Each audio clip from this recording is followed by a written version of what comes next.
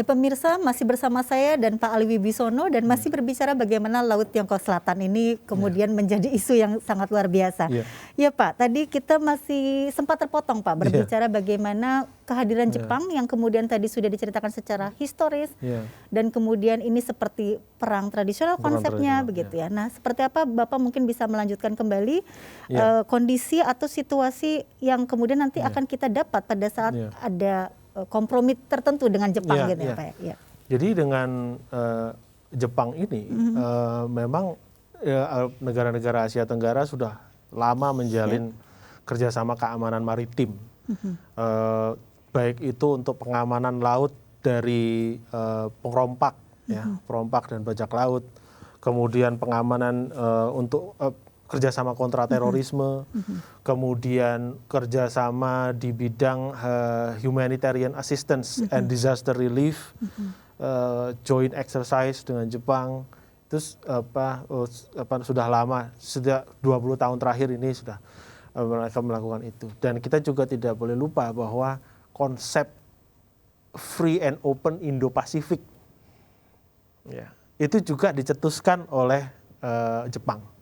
Ya, dan itu adalah sebuah konsep yang menengahi perselisihan atau rivalitas antara Amerika Serikat dan China yang semakin tajam di 2018. Ya, kita ingat 2018 adalah puncak dari perang dagang, trade war di antara keduanya.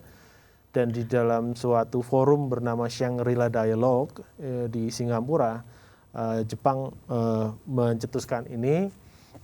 Menjaga supaya wilayah Indo-Pasifik itu bukan wilayah tempur, begitu ya, bukan teater perang, tetapi suatu wilayah yang menjamin kebebasan dan keamanan navigasi untuk kesejahteraan dan keamanan negara-negara di Asia di Indo-Pasifik itu. Nah, tentu bagi China, Indo-Pasifik ini diinterpretasikan sebagai suatu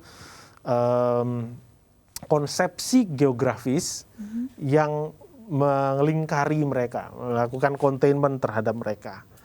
Kenapa? Karena melibatkan negara yang juga merupakan musuh tradisionalnya, yaitu India. Jadi India ini diikutkan gitu. Tadinya dia tidak ada ya, misalnya di dalam konsepsi Asia Pasifik, sebenarnya yang sebelumnya kan konsepsi geografis namanya Asia Pasifik.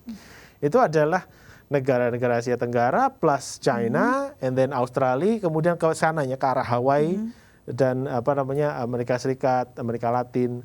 Ini tidak, dia dialihkan ke arah barat untuk menjangkau India, gitu. Apakah di sini ada upaya untuk containment juga terhadap China? Ya memang ada, karena itu adalah hasil dari kerjasama Amerika Serikat dengan Jepang, yang dua negara aliansi kuat yang selalu sekata begitu ya untuk strategi di Pasifik gitu.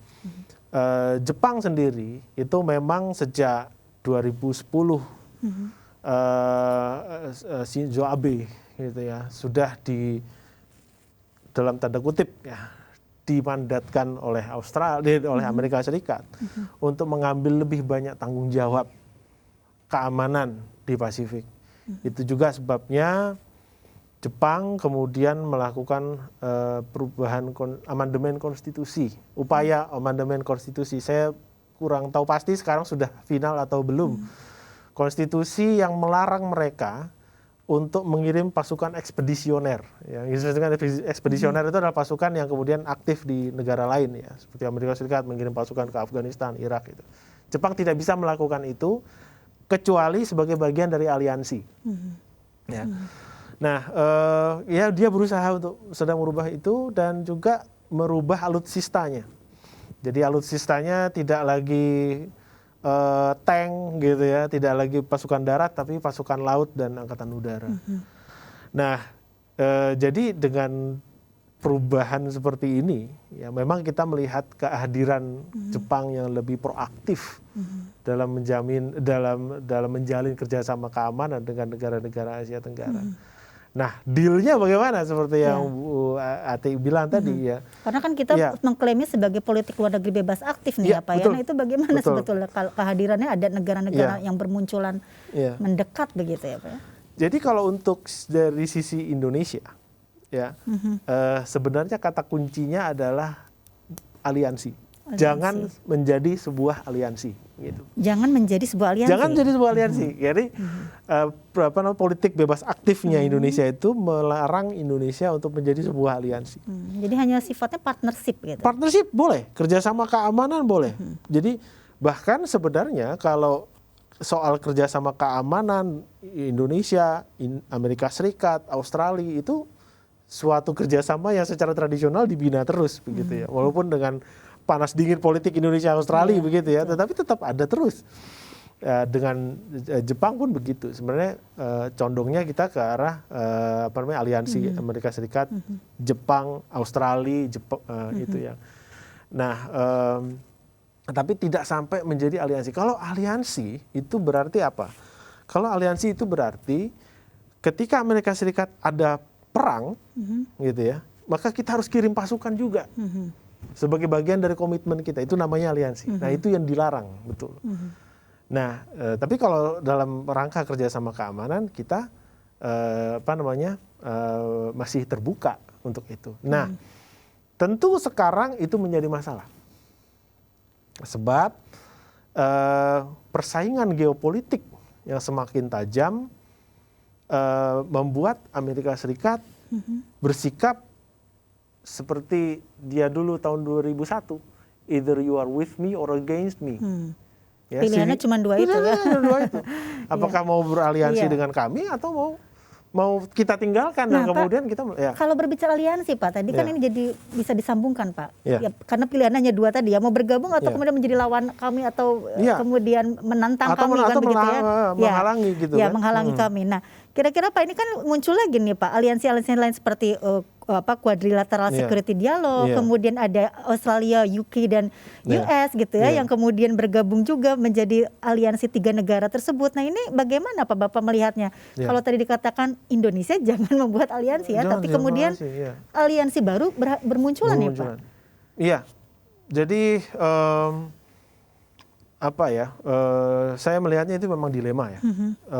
ASEAN dan Indonesia itu kebijakan luar negeri Indonesia itu sokok gurunya ASEAN, cornerstone. Sokok gurunya itu ASEAN. Dan ASEAN sekarang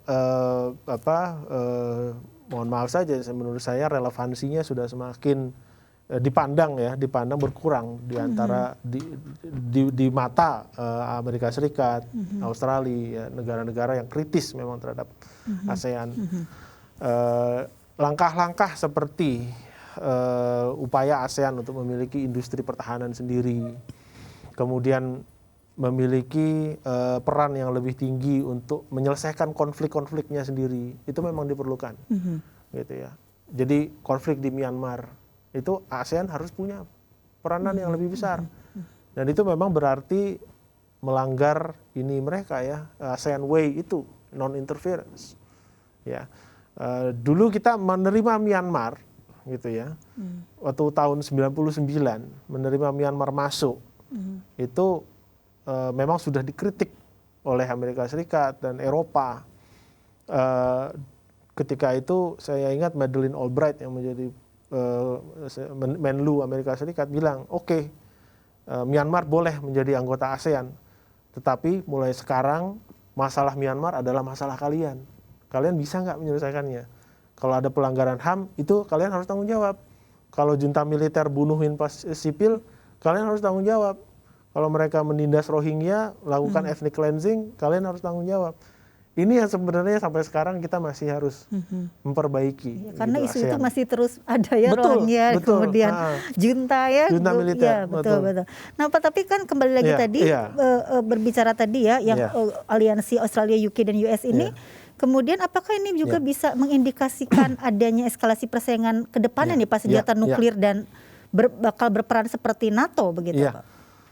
Untuk AUKUS Australia, UK, US, itu kita tentu sudah membaca banyak di media bagaimana centerpiece, pusat dari AUKUS ini adalah sebuah alutsista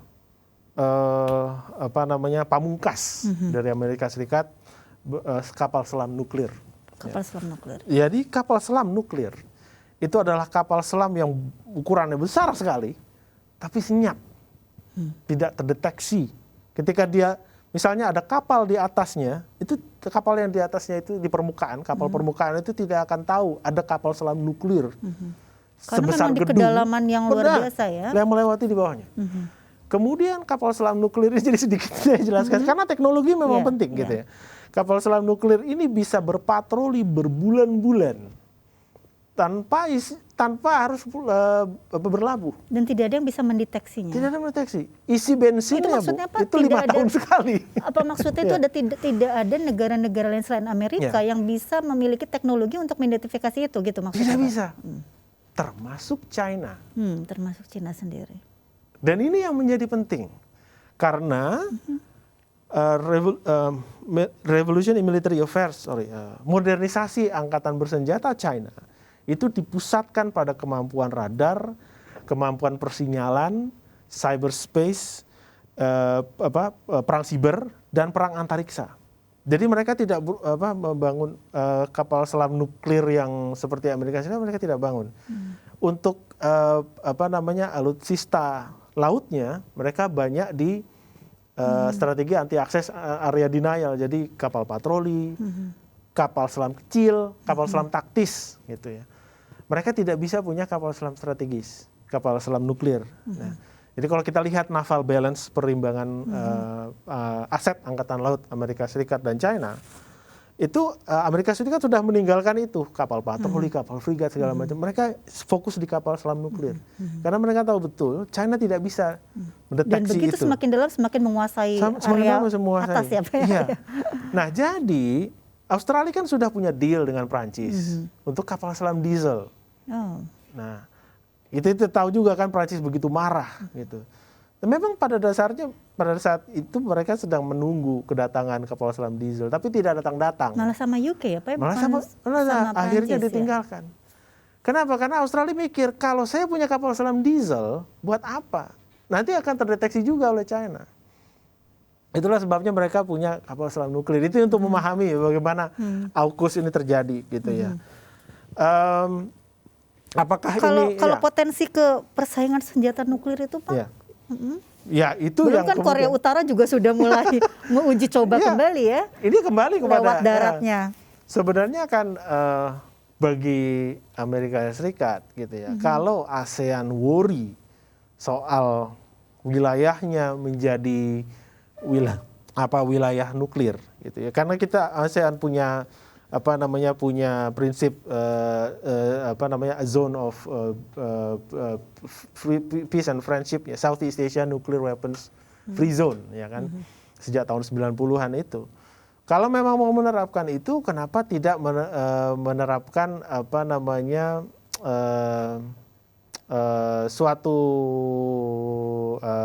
kerjasama dengan mereka untuk mendeteksi keberadaan materi nuklir, materi radioaktif di dalam kontainer dan lain sebagainya gitu, karena itu yang mereka inginkan juga gitu. Tapi Asia Tenggara tidak mau karena itu sangat mendisrupsi kedaulatan mereka gitu. Nah, jadi memang kalau soal pelanggaran prinsip bebas nuklir itu memang terlanggar ya. Terlanggar, tetapi memang Asia Tenggara punya hak veto juga mereka kan begitu. Ya. Jadi memang sebenarnya gini, kalau istilahnya sekarang ini kita sebagai negara menengah ya, menengah middle power, kita bisa apa gitu. Kalau kita ngedumel terus istilahnya gitu, oh ini akan menimbulkan ketidakamanan dan lain sebagainya, itu akan tetap terjadi gitu. Jadi lebih baik ya kita lebih menggenjot lagi kemampuan pertahanan kita supaya kita punya suatu kemampuan mandiri ya untuk keamanan maritim kita gitu.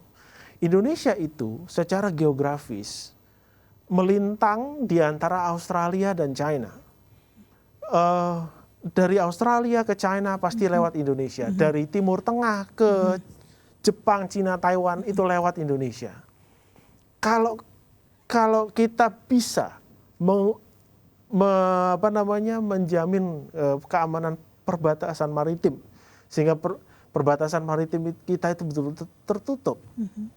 Kemudian mereka memang bisa larang itu. Kan nggak bisa. Ini kan kedaulatan kita. Dan ketika kita sudah punya kemampuan itu, mereka yang harus tawar-menawar dengan kita.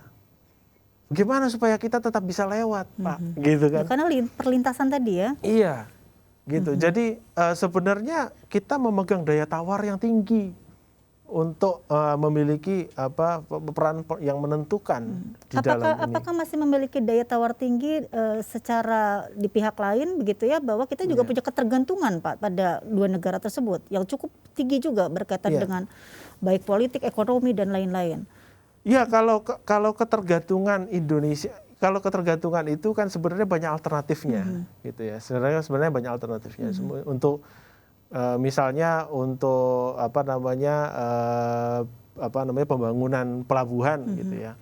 Indonesia itu tidak bergantung pada China, dia lebih memberikan akses itu kepada Jepang, gitu. China malah diberikan kereta cepat itu yang belakangan kemudian jadi masalah itu. Ya, tetapi itu coba menandakan bahwa kita bisa memilih gitu mana yang mau kita dahulukan, partnership yang mana, karena memang banyak pilihan gitu.